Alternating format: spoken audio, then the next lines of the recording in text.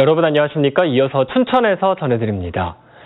춘천시가 유흥업소를 대상으로 방역수칙 위반 여부를 조사한 결과 모두 13곳이 적발됐습니다. 춘천시는 지역에 있는 유흥업소 191곳을 점검했더니 한 공간에 5명 이상 모였거나 출입 명부를 제대로 작성하지 않는 등 모두 13곳에서 위반 사항이 적발됐다고 밝혔습니다. 지금까지 춘천의 유흥업소 관련 확진자는 40여 명으로 손님 16명과 접객원 12명, N차 감염자는 9명 등입니다. 춘천시는 방역수칙 위반으로 음식점 5곳과 개인 14명도 적발됐다며 유흥업소를 포함한 적발된 업소에 영업 정지와 과태료 등의 처분을 내렸다고 밝혔습니다.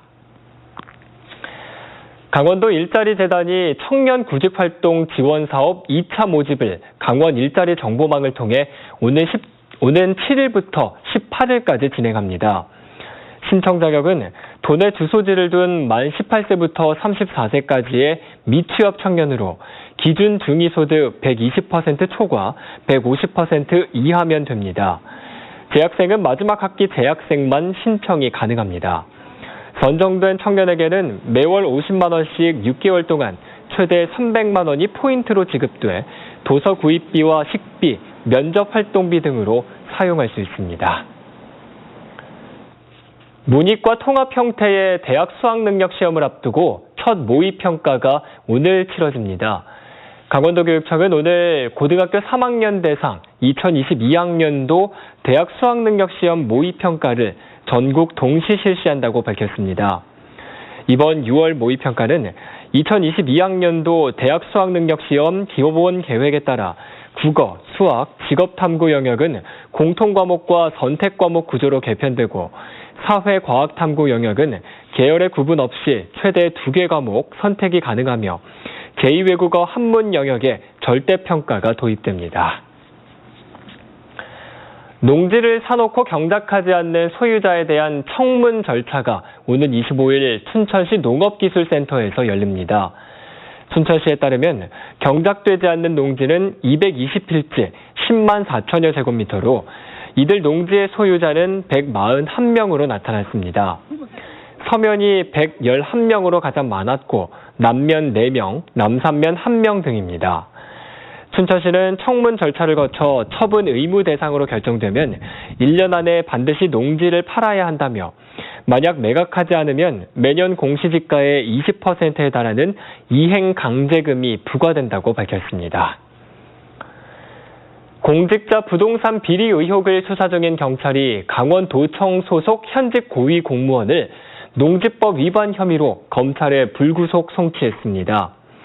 강원경찰청 부동산 투기전담 특별수사대는 동서고속화철도 화천역 대상지인 간동면 일대에 농지를 보유한 도청 공무원에게 농지 불법 전용 혐의가 드러났다고 밝혔습니다.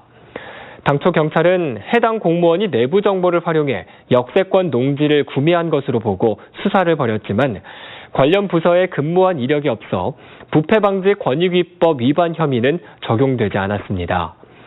또 강원도 감사에서 농지법 위반으로 적발된 양구 전현직 공무원 4명은 지자체에서 처리할 사안으로 별도 수사는 이루어지지 않는다고 밝혔습니다. 춘천 수열에너지 융복합 클러스터 토지거래 허가구역이 기존 745필지 1제곱킬로미터에서 517필지 0.78제곱킬로미터로 줄어들었습니다. 토지거래 허가구역은 일정 규모 이상의 토지를 거래할 때 시장 군수의 허가를 받아야 하고 이번에 제외된 지역은 면적에 상관없이 자유롭게 거래할 수 있습니다. 강원도는 부동산 투기 예방 등을 위해 허가구역을 운영하고 있지만 사유재산권 제약이 발생해 조정을 결정했다고 밝혔습니다. 춘천 캠프페이지 오염과 관련해 춘천 시민단체가 당시 정화 작업을 책임졌던 국방부 등의 사죄를 촉구했습니다. 범시민대책위원회는 오염물질이 기준치의 최대 47배 검출된 것은 충격적이라며 2010년에 있었던 환경부의 오염 조사와 국방부의 정화 작업이 주먹국으로 이뤄졌다는 증거라고 주장했습니다. 또 춘천시가 오염덩어리 부지를 1,700억 원을 들여 매입하는 등 막대한 피해를 입었다며 강도 높게 비판했습니다.